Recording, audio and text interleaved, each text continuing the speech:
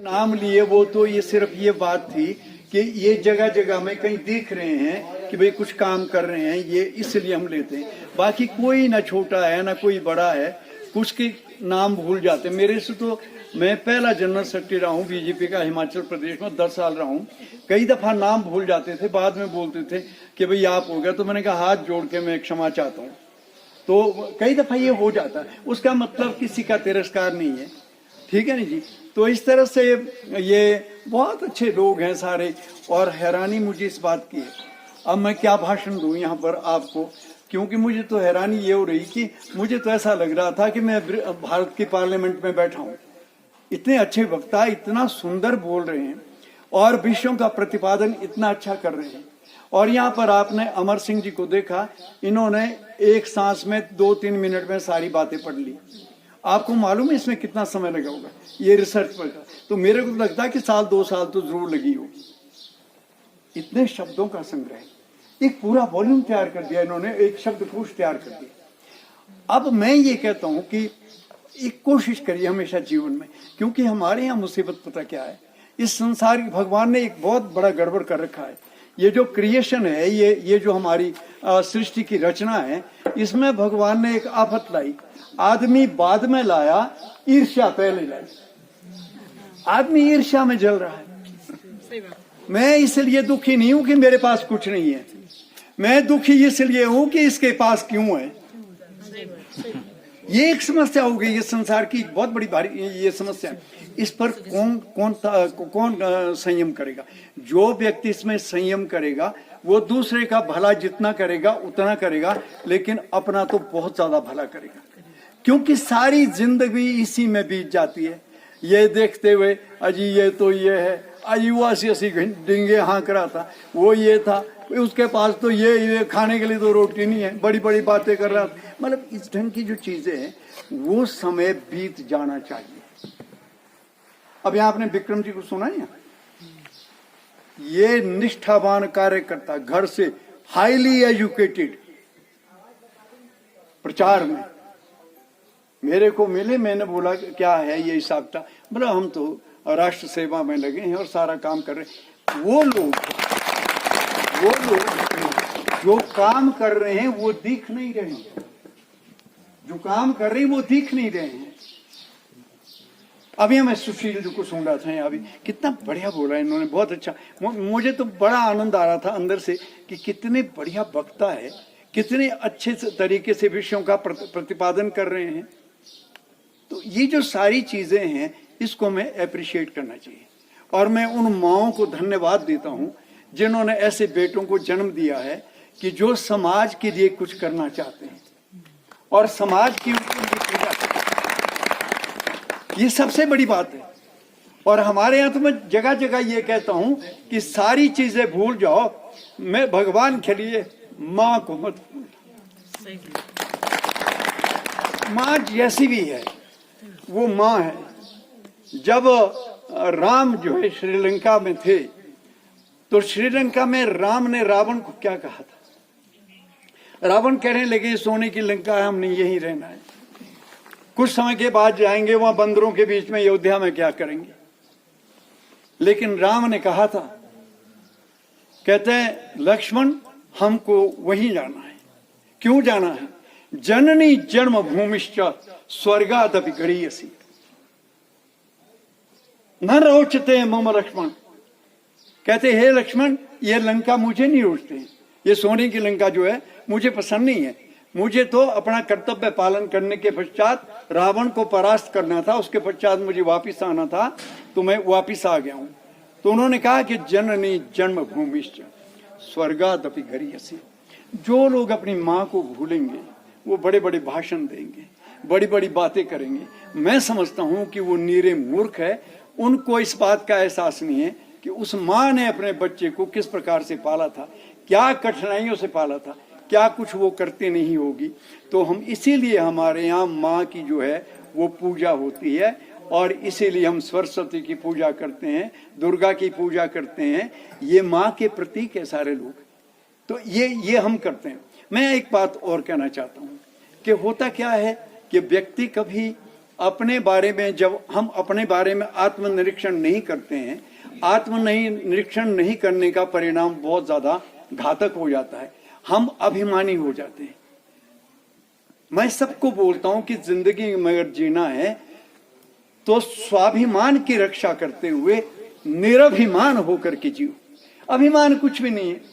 जब आप देखेंगे कोई भी अभिमानी आपने देखे नहीं होंगे, ऐसे वो ये अपने सिर फिराए जड़े होने पर और जाने देंगे। तो जितना लगाव हमारा समाज के साथ होगा, जितने हम उनसे जुड़े हुए रहेंगे, उतने हम अच्छे रहेंगे। अच्छा तो यूं तो ये 2-4 बातों तो यूं बस कि आपको सब अच्छा बोलेंगे जी, ऐसा हो ही नहीं सकता। ये मत सोचो कि वो भी बोलेगी पार वाली और इधर वाली बोलेगी ये बड़ी अच्छी, कभी नहीं बोलेंगे। अगर ऐसा बोलना होता तो भगवान राम को युद्ध न करना पड़ता और कृष्ण को जगह जगह में धक्के न खाने पड़ते। संसार ये क्योंकि सृष्टि द्वंद्वात्मक है, ये डुअल, अगर रात है तो दिन है, अगर अच्छा है तो बुरा है। ये सारी चीजें हैं संसार के अंदर, इसको समझने की जरूरत है। तो हम अगर जीवन को नहीं समझे, बड़ी बड़ी डिग्रियां लेके चलते, ठीक है, नहीं हमने बड़ी बोझ रखा हुआ अपनी डिग्रियों का, वो कहीं नहीं आती काम। वहां आता है काम के इससे बातचीत कैसी की, सोकरी की जोप हुई नहीं कि अपनी डिग्री छाड़े। मैं कोई 11.5 साल की उम्र में 8वीं कर चुका था। यहाँ से हमारे ताया जी जो है ना वो हेडमास्टर होते थे यहाँ स्कूल में। तो 11.5 साल में मैं चला गया था शिमला और 11.5 साल से मैं आकाशवाणी में कार्यक्रम देता था।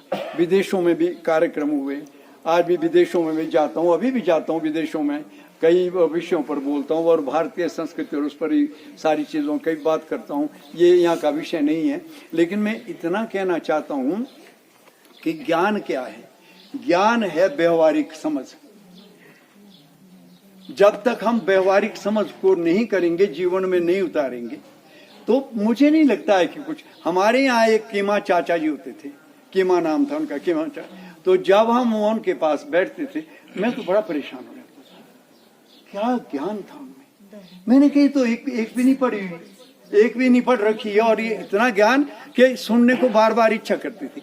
तो विवेकानंद ने कहा है कि भाई जो तालीम है ना, तालीम वो तो सिर्फ ये बोलती है। अब सुशील जी ने भाषण दिया, अगर ये पढ़े लिखे नहीं होते तो अपनी बोली तो जोपते और वो कुछ बातें कहते। अब इन्होंने बड़े सुंदर से बोल दिया तो पढ़े लिखे हो गई, तो वो ये इन्होंने अपनी बात कह दी। वो कहता विवेकानंद ने कहा था, बड़े अच्छे शब्द कहे कि एजुकेशन क्या है। बोलो अंग्रेजी में उन्होंने बोला था, education is the manifestation of perfection already in human being.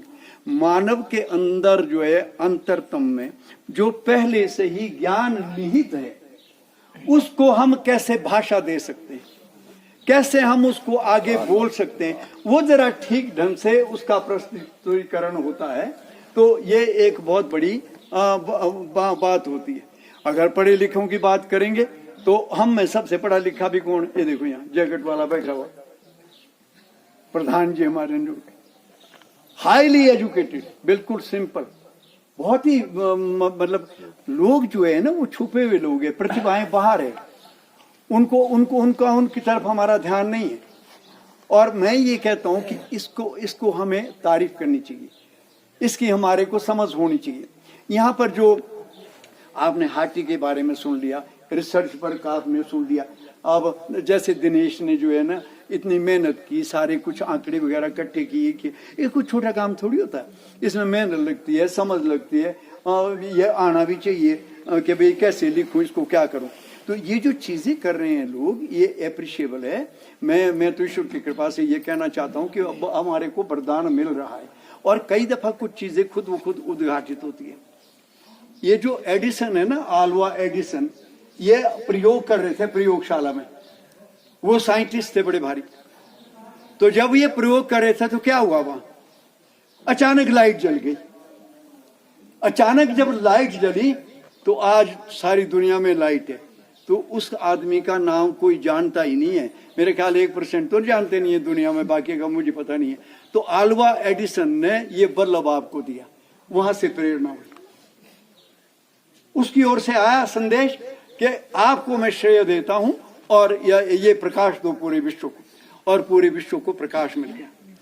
तो ये जैसा ये मुहिम आप लोग शुरू कर रहे हैं, शास्त्री जी का जो है ना, ये मेरे शिष्य भी रहे हैं, और लेकिन इतने योग्य हैं, और ये बेचारे सीधे, बहुत सरल है, सरल स्वभाव के हैं।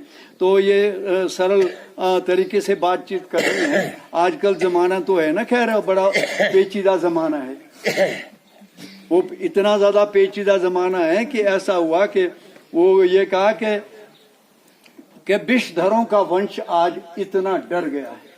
विषधर बोलते हैं सांप को, कि विषधरों का वंश आज इतना डर गया है, एक आदमी के काटने से सांप मर गया। हम बड़े जहरीले हो गए, हम जहरीले हो गए, हम टॉलरेट ही नहीं करना चाहते। पता नहीं कहाँ तक ये ईगो लेके चल रहे हैं, क्या होने वाला है। जो आया है वो जाएगा, राजा रंग फकीर। थोड़े दिनों का यात्री है हम तो यहाँ के। जातस्य ही ध्रुवो मृत्यु ध्रुवम जन्म मृतस्य तस्मात् परिहार्यर्थे ना तुम शोचितुम अर्हसि। अर्जुन, युद्ध करो, दुष्टों का नाश करो। और कहते जब तुम पैदा हुए हो तो अब यह निश्चित है मृत्यु होगी। और फिर भारतीयों के लिए तो कमाल की बात है, हम हिंदुओं के लिए, कि जो मर गया है, जो जाता है, जिसको मर गया बोलते हैं, वो दोबारा इस संसार में आएगा। ये भारत है। हम पुनर्जन्म में विश्वास करते हैं, हम ये पूर्व जन्म में विश्वास करते हैं, हम अभी में विश्वास करते हैं। इसलिए हमको तो चिंता ही कोई नहीं। मैं पहले था, अब हूं, आगे भी रहूंगा। इसलिए मेरा जो ये उन्नति का और विकास का क्रम है, ये चलते रहने चाहिए। जब मैं सफर में चला था, अकेला था, तनहा था, लोग जुड़ते गए, काफिला बनता गया। ये चलता जाएगा, ये सफर आपका आगे बढ़ता जाएगा, इसमें कोई कमी नहीं रहेगी। क्योंकि ये कि बहुत सदाशय से युक्त है ये, और ऐसा है कि इसमें एक इच्छा है, प्रबल इच्छा है, विकास की इच्छा है। कहाँ होती थी विकास की इच्छा? हमारे यहाँ तो जब होता था, हम जो थे नाचते, दूंदीरों गीत लगो, चाहे वो मलकू लगा, बस उसमें सब कुछ हो गया फारिग, और लोग भी करते थे पसंद को। तो लेकिन अब देखिए ना, ये नए पीढ़ी के बच्चे इतने इतने हाईली एजुकेटेड आ रहे हैं, और समझ आ रही है, इतनी अच्छी बात है ये। तो मैं तभी कहता हूँ कि मैं अपनी इन सब माओं को प्रणाम करता हूँ, जिन्होंने ऐसे बच्चों को जन्म दिया है, जिनका मन जो है वो समाज की सेवा में लग रहा है, समाज की तरफ बढ़ना। आखिर मनुष्य, एक अरबपति को यहाँ पर आप थ्रोच में बैठा दो, या दिल्ली में बैठा दो एक अरबपति को, ओ मौज हो गई, और उसको अकेला रखो, तो वो मेरा ख्याल है कि एक आधे साल में पागल भी हो जाएगा, और वो किसी काम का भी नहीं रहेगा। हम काय से, हम समाज से।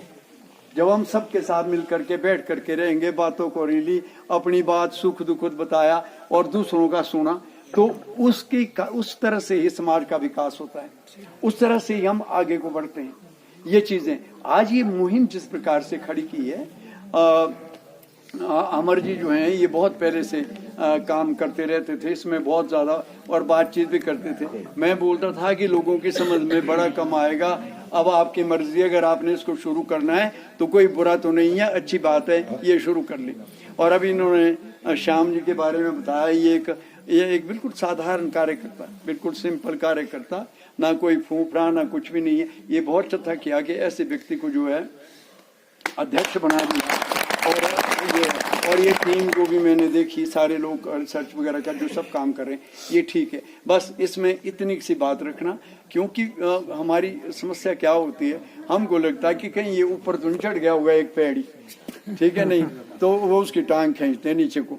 तो ये जो प्रवृत्ति रही शुरू से लेकर के जो है ना, ये हर समाज में, ऐसा नहीं है कि हम चुपाड़ी के लोग ऐसे, ये पूरे विश्व के अंदर यही स्थिति रहती है। लेकिन मैं देख रहा था सब लोग जो है यहाँ पर जैसे भी आए, सभी ने देवी देवताओं का आराधन किया, और मतलब धार्मिकता का जो है ना एक एलिमेंट तत्व वो है। तो मैं ये कहता हूँ कि बहुत बढ़िया, जो भी कोई ऐसे लोग होते हैं वो हमेशा ये प्रार्थना करते हैं कि जो झुके तेरे आगे, जो झुके तेरे आगे वो सर चाहता हूँ, और तुझे देखने की नजर चाहता हूँ। मुझे चाहिए बस बंदागिरी तेरी, न घर चाहता हूँ न जर चाहता हूँ।